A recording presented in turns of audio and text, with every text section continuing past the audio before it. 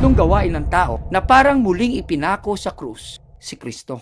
Una, patuloy na sadyang pagkakamali kahit alam na ang katotohanan. Ang taong alam na ang ebanghelyo ng Diyos, ngunit patuloy pa rin sa pagkakasala ng walang pagsisisi, ay niyuyurakan ang anak ng Diyos at itinuturing ang dugo ng tipan bilang karumal-tumal. Pangalawa, pamumuhay sa kasalanan habang nag-aangking Kristiyano. Si Apostol Pablo ay tumutukoy sa mga kaaway ng krus ni Kristo na sila, ang Diyos nila ay ang kanilang tiyan o makamundong pagnanasa.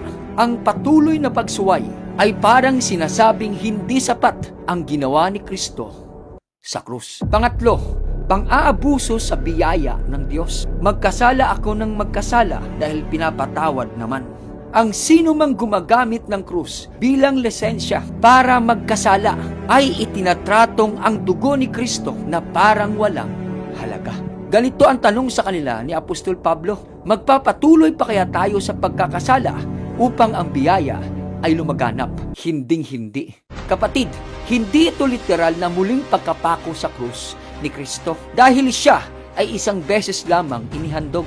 Ngunit ang mga gawaing ito sa pananalita ng kasulatan ay itinatwa ang Panginoon at ginagawang walang saysay ang sakripisyo ng ating Panginoon. See you in my next video. God bless, kapatid.